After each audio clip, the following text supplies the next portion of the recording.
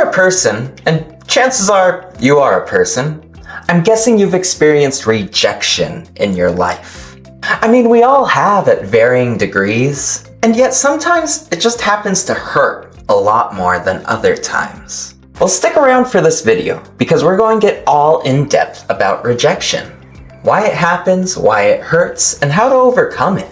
Now, chances are you've experienced rejection in your own life.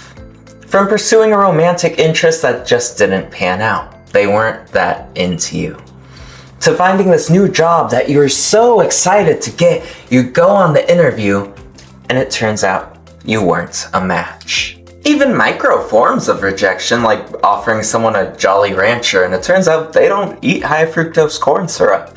We experience rejection all the time. I get rejected all the time.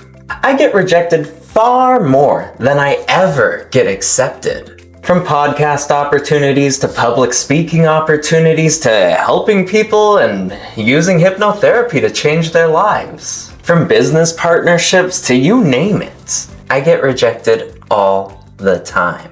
And chances are, if you really put yourself out there, if you really take that leap of faith, you will be rejected all the time.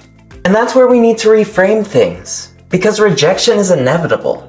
If you put yourself out there, you are going to be rejected far more than you will ever be accepted. And that's scary, because fear of rejection is normal, it's natural, it's biological. It's ingrained within us to help us survive. Because back in the day when we had to hunt and scavenge for food and shelter, being accepted was paramount to our survival. If we were rejected from the tribe, we would have virtually no chance of survival. We couldn't do it alone. And so because tribe acceptance was so crucial back then, we still hold on to it today. And while we consciously understand that rejection will no longer cost us our lives, we understand this. But how do we get that to stick within our unconscious mind? Well, there are two shifts we have to make.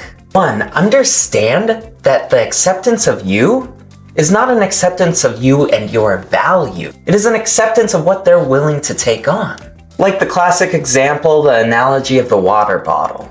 A water bottle can cost 50 cents at the supermarket, $2 at the gym, $3 at the cinema, and $6 on an airplane. The only thing that changes is the value of the location, not the product itself. So the next time you feel like you're not worth anything, maybe you're just in the wrong place.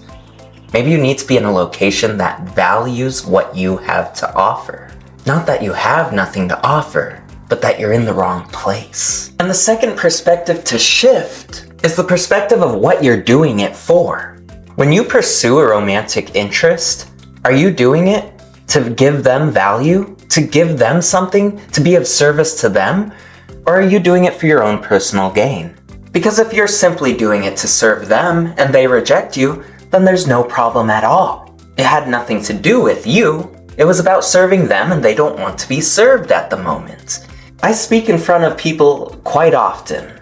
Anywhere from one person to quite a couple hundred of people. And it's easy to be scared. What if you mess up? What if you don't say it right? What if you forget what you're supposed to be talking about? It's easy to get scared about that. What if the audience doesn't care? That's if you're using a self-centered mindset. Rather flip the perspective and change it to the fact that you're doing it for them, that you're providing a service for them, that you're here to help them, that it doesn't matter what they think of you because this is an act of charity. This is an act of love. This is a value you're providing to them. And so if they don't see it, that has nothing to do with you. You are simply here to serve those who need to be served. But the more you put that focus on yourself, the more you go, I'm not good enough. Oh, I don't look good enough. I don't act good enough. I don't talk good enough. I don't know enough. The more you put the judgments on yourself, the more you put energy on yourself and finding yourself wrong, the less energy and focus you'll have finding the rest of the world right. Simply flipping that focus of attention from yourself to the outside world will have a world of difference on your value and perspectives of rejection. Because when you're continuously focusing on yourself, when you're supposed to be helping others, and all you're doing is thinking about you and how you're not good enough, that's a form of negative narcissism. You're being completely self-absorbed, but not in a positive way. You're being completely self-absorbed and telling yourself bad things about you. Rather shift that focus. And that's easier said than done. So how do you start? Well, become fully present. When you're judging yourself, you're either focusing on past mistakes or possible future problems. Become fully present. And how do you do that? Well, you can use a hypnotic anchor. You see these hands? These are your tools.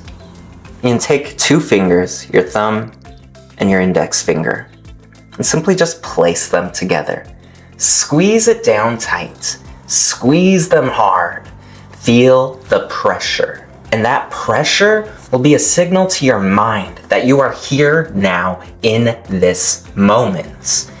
And so as you're speaking in front of a public, as you're going up to that romantic interest of yours, as you are at that job interview, as you are doing anything that might create that fear of rejection, simply just press down these fingers as hard as you can to be an anchor to remind you that you are in this present moment. There is no past of possible mess-ups that you have done, and there is no future of mistakes that you can make. There's simply this moment that you can allow yourself to be fully absorbed in the world around you and how you can be of service to it. And when you are fully absorbed in that moment, there is no fear, because it is all service. And if you don't help these people, if you don't say what you have to say, someone else will.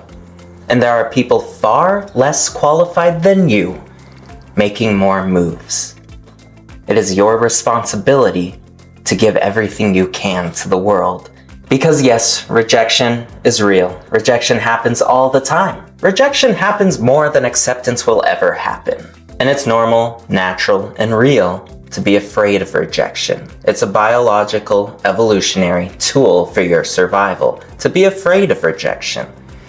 But when you know how to control and program your subconscious mind, you no longer have to be a slave to it. You can understand that rejection can be scary, but with this new perspective shift, it no longer has to be, because you are of service to others. And all rejection is information, letting you know you need to find a different audience that you can bring your value to. The amateur changes their act, the professional changes their audience. And let's destigmatize rejection. Comment below a story where you were rejected, a story where you overcame rejection. Let's get a conversation going. And if you don't want to be that vulnerable at the moment, then comment anything at all. Comment a letter. Comment a number. Comment your favorite emoji. Why? Because then it gets more engagement on the video. It helps with the YouTube algorithm. It gets the video out there, which helps me, and I get to help you in return.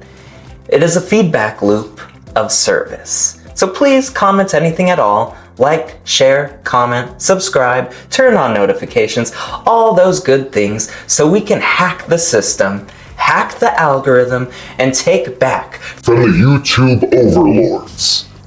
Thank you.